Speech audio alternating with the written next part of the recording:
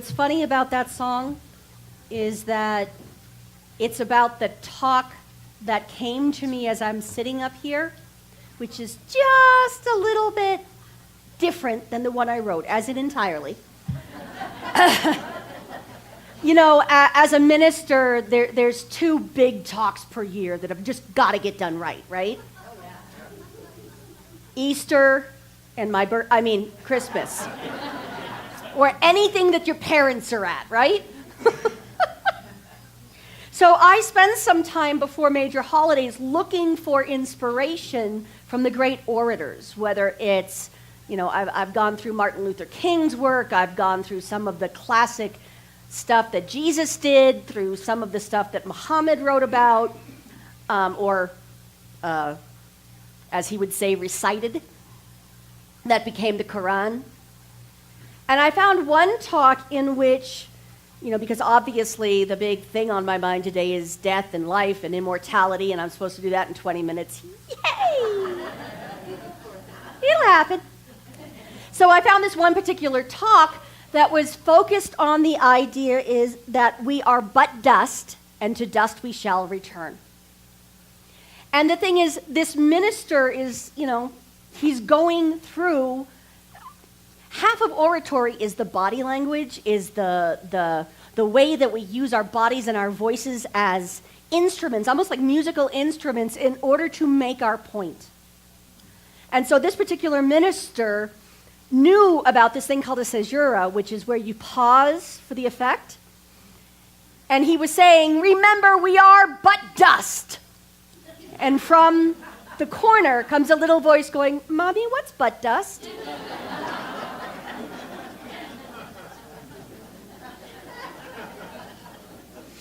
Ernest Holmes once wrote, we look too far away for reality. That's a capital R, reality.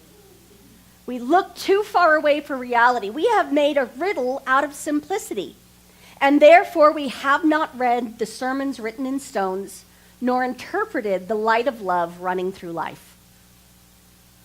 Let me read that again. We look too far away from reality. We have made a riddle out of simplicity, therefore we have not read the sermons written in stones, nor interpreted the light of love running through life. So what I think that says is we make things complicated as adults, don't we? Oh my goodness, but do they like my hair? I love that hat. Do they, you know, is my skirt squishy enough? Can I possibly stand in the high heels? I spent hours on YouTube trying to figure out how to do basic makeup when my face came complete before I put on the makeup. Really, there was skin and eyeballs and everything. We make things complicated when the answers tend to be so simple as to be almost childlike.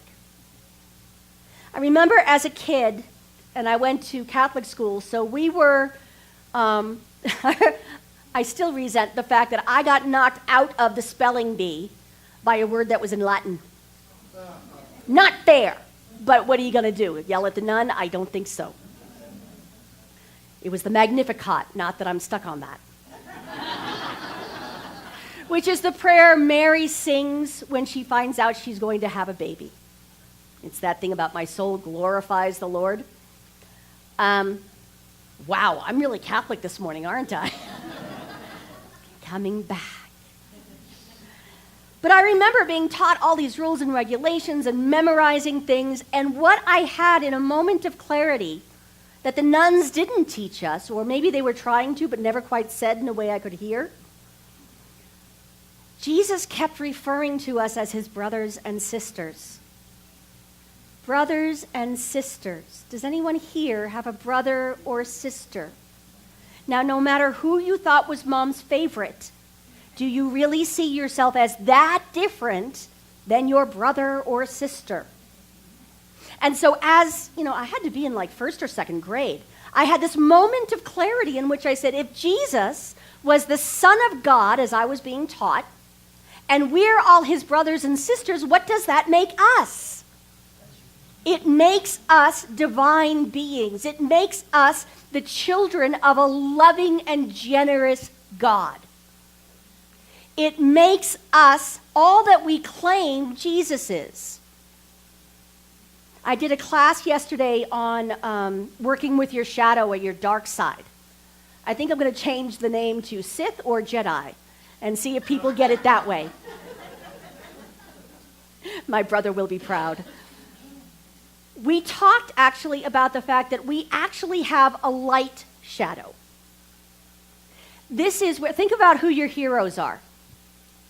Whether it's Jesus or Mother Teresa or Martin Luther King or anybody. The things you love about them are the things in you that want to be expressed. You could not see it in them if it was not in you.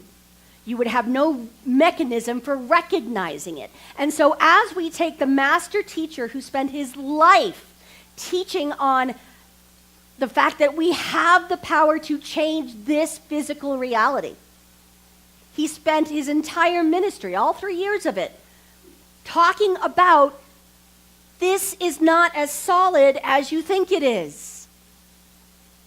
Ill health is not what you have inherited as a divine being, and we can choose to be healed.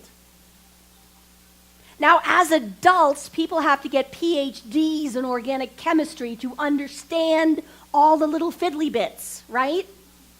Jesus says, the master teacher, one of the Christs that have lived on this planet over time, Jesus said, believe it. What would your life be like if in first or second grade you realized that you were the brother or sister of the Christ, that you were of that family? What would your life be different? How would your life be different today? If all you had to do was have that childlike faith that says, absolutely, I'm awesome. There's a story that makes the rounds on the internet about this teacher who was trying to get the class to divide into 2 groups to do an exercise. And so he said, I want all of my starfishes on that side and all of my guppies on that side. And this one little girl refused to join either side. And so he was trying, okay, so are you a starfish or a guppy? Which one are you? And her response was, where do the mermaids stand? Now, this was a good teacher. And so what he said was, right here by Neptune, king of the sea. What if that little girl's belief was in you right now? What would you be doing if you knew you could not fail? If the most powerful being, the greatest source of energy and prosperity and good in the entire universe was just waiting for you to name it? Would you be willing to say, yes, I am a mermaid, and I'm not a guppy, and I'm not a starfish? I know who I am. I am the sister of Jesus the Christ, who you keep telling me, adult gods of my world, you keep telling me that he was loving, that he was powerful, that he was the Alpha and the Omega, although that took me a little longer to understand. I thought it had to do with dog food at first. I don't know, celebrities sell stuff. Maybe that was, his gig. Kids misunderstand some stuff.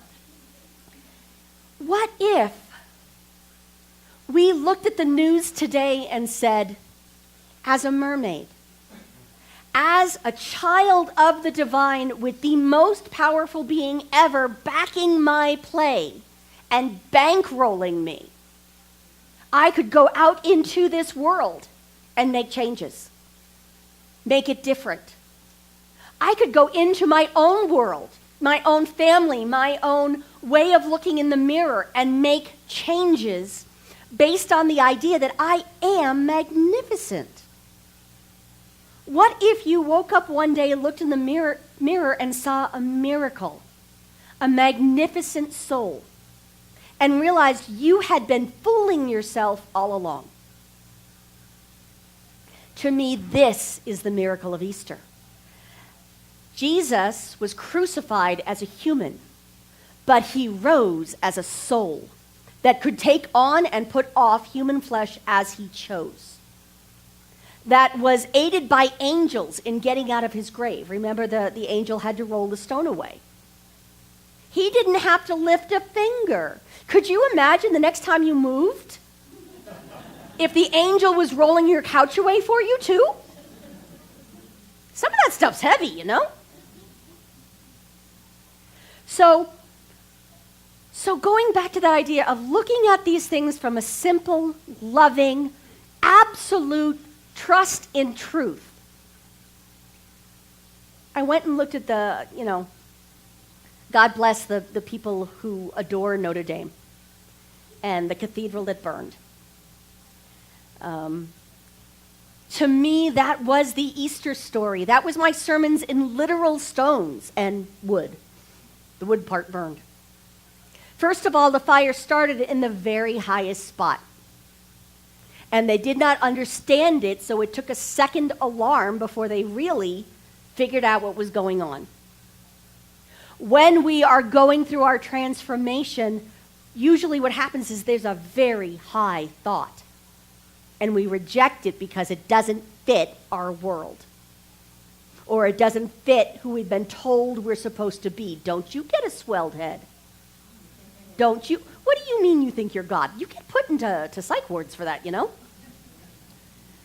So there was a spark in the very highest spot.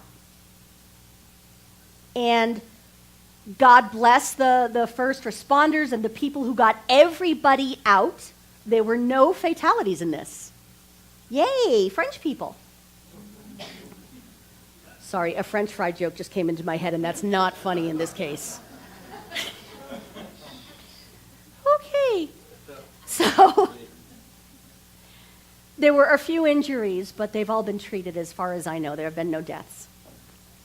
And when you look at the pictures now, what I see is a beautiful cathedral that has let the light in because the ceiling is gone. They rescued a lot of beautiful artwork. You don't have to let go of your entire old life as you are allowing in more life and more light. So it doesn't matter whether you come here on Sunday or are watching this at 3 a.m. in your jammies. What matters is that you allow the light in. And yes, we love coming here on Sunday. I am willing to bet that Notre Dame will be rebuilt because I've seen the donor list. Think any of them would like to trade for here? We'll let them in. I'll learn French. Mais oui. So there was that.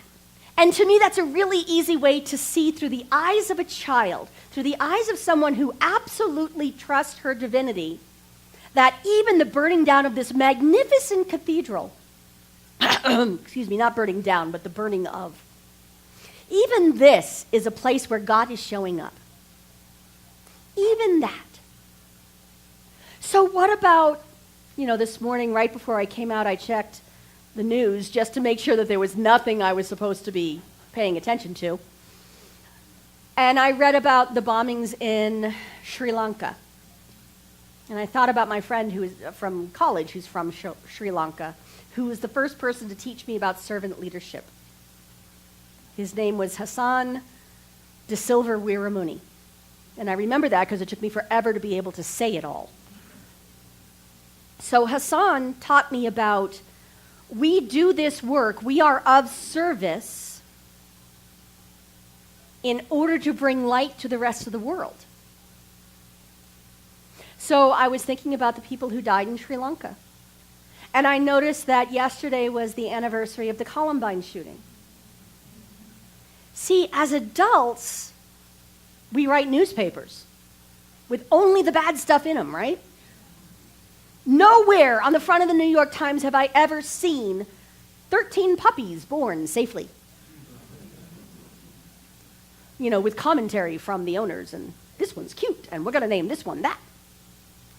as adults, we seem to think we have to take stuff really seriously. That's what my sister used to say in the back of the church when we were at Mass so that she could get me to giggle and get me in trouble because I couldn't stop. And I promise you, if you're trying to be serious, you're getting yourself in trouble. It is my belief that as Jesus came into Jerusalem and as Jesus went from the Garden of Gethsemane to the cross, if he had taken it seriously, if he had, as popular Christianity teaches it today, if he had thought he was going there to die, we would not know his name. He would have been just another victim of crucifixion, of the death penalty. If Jesus, however, went there knowing who had his back, who was backing this play, if he went there knowing that he had the power to heal anyone, anything, anytime, anywhere, that's why he was able to rise. And whether he physically ever did it or not, I'm not going to argue, because there are some people who say, history, yada, yada. What matters to me is we tell the story, which means we must see that truth in it somewhere, and it must belong to us because we've been telling that story for 2,000 years. In my family, the same person's been telling some of the same stories for maybe 20 years, and I'm done. And believe me, they're done with mine too. But a story that lasts 2,000 years about we cannot really die, that is a story worth telling. That is a story worth remembering. We cannot die because our Father, the divine being, divine mother, whatever you want to call it, is eternal. And so we inherit that.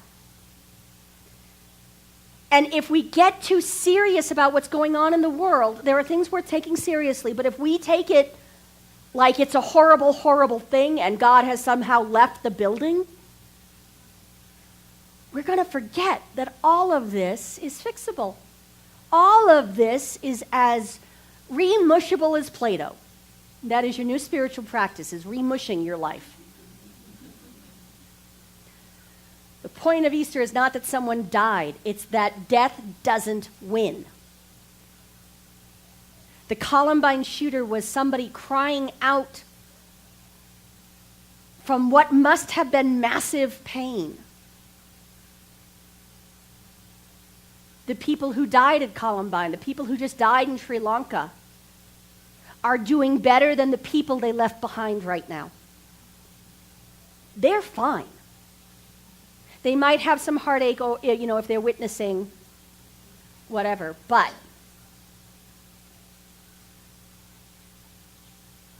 Ernest Holmes talked about death because he was asked about death a lot and the nature of the soul. And if you go to our textbook, what you'll find is that our answer about what happens after you die, according to Ernest Holmes, is we don't know. It's a mystery. It's that great unknown. And it's normal and human and okay if you have that clutch moment of fear. As you go over the top of even a roller coaster where you know you're perfectly safe, there's that moment of adrenaline rush that happens before everything falls out from under you, yes? Well, you guys, because I don't go on those stupid things. What Ernest did say, and he wrote that entire chapter on immortality in the first person. It's the only chapter he wrote saying, I believe. What he said about death was, as the eagle freed from its cage soars to its native heights, so the soul, freed from the home of heavy flesh, will rise and return unto its Father's house, naked and unafraid. As the eagle freed from its cage soars to its native heights, where it belongs, where it lives, where it came from, so the soul freed from the home of heavy flesh will rise and return unto its Father's house, naked and unafraid. You think Jesus didn't know that as he was being crucified?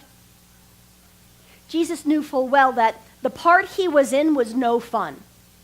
And he had his human moment in the Garden of Gethsemane saying, I just as soon skip this. Can I have a root canal instead or something? I would just as soon skip this, but if it's necessary, if the divine within me says, I must do this to make my point, then I will do it. That is servant leadership. That is, I am willing to take this particular teaching moment anywhere it needs to go, even if it makes me uncomfortable, in order to make my divine point. And so, yes, he was crucified. And yes, they made sure he died very quickly because Passover was coming and he couldn't be up there on a holy night. Do you know that even in America, we do not, I want to say crucified. We don't do the death penalty. We don't enact the death penalty on Sunday. Even in America here now, we know that there is something sacred about life to the point where we will not crucify anyone on that day. There is a part of us, there was a part of them 2,000 years ago that recognized that on holy days, when we are communing with the divine in whatever form we recognize, life wins. Joy wins. Eternality wins. This is simply one of the things that we, just like my child self, just like that little mermaid, believe. In our declaration of principles, it says, we believe in the eternality, the immortality, and the continuity of the individual soul forever and ever expanding. Where do the saints stand? Where do the avatars of the divine stand when people are separating themselves into the wheat and the chaff, the sinners and the chosen? Where do the Christs stand? Right now, you're all sitting right here. I'm standing here, and I'm standing in truth. Not as the only Christ, not as the only avatar of the divine on the planet, but as one who recognizes all of us. That is what a practitioner does. This is who we are. And so, when I look around this space and I do my prayer work for each of you on, in my morning expressions, I don't see the story you put into your prayer request. I understand that that's where you're focused.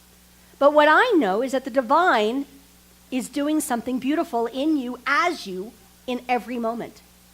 It is doing something beautiful here as the Center for Spiritual Living Prescott, as we move into our greater yet to be. This year we're doing a lot of focus on taking care of the physical building. Why? Because one of the things I read about the great cathedrals of Europe is that they're all death traps. They've been waiting for this fire. I don't want that for here. Even 800 years from now, when we are still the place to be on a Sunday or any other day, we take care of the physical building just like we take care of our physical bodies, just like we take care of the body of our relationship and our affairs. We take care of the physical building. And when I see this space, I see it beautiful. I see it filled with happy people, people who are transforming, people who are letting the angels roll away the stone and taking their place at the hand of the divine, at the right hand of the divine, at their personal heaven rather than their personal hell. If even death, which seems to be what scares most people the most, is not winning, does not have the power, does not have any power over the divine soul, then really, what is there to fear in this world? What is there really to fear? Yesterday, one of the things I brought up in class was Marianne Williamson's thing about it's not our darkness but our light that frightens us. What if there's really nothing to fear except how magnificent we are? That we too are the Christ. Another form of that word is Krishna, by the way. Jesus is not the only Christ that has ever been here. What if the Christ within us really is fully present right here and now. And that thing that you're trying to ignore and you're pretending you don't know about yourself is your Christness. It's the divine speaking within you through your intuition. The same intuition that told me I was the sister of Jesus in spiritual terms. What if the only thing holding you in your metaphorical grave was that you keep telling the angel to go away, you're not done yet? You want to have a spiritual awakening, but you keep hitting the snooze button. I did that this morning one too many times. What if? It's one of my favorite questions. What if we're far more magnificent and things are far better than we think they are? What if you too have the power to be love in action? You too have the power to look at any aspect of your life and say, you know what, we're going to kick it up a notch now. We're going to raise the consciousness in that part of our life so that we forget to tell anybody about what went sideways. The only thing we have to talk about is the wonderful stuff that's going on as we have newly risen into this wonderful world we call heaven on earth. What if that's our birthright? What if that's just something to accept and not make complicated? Not look too far away for reality, but accept that it's here and now, and beautiful and far better than we thought it was. I believe that it is.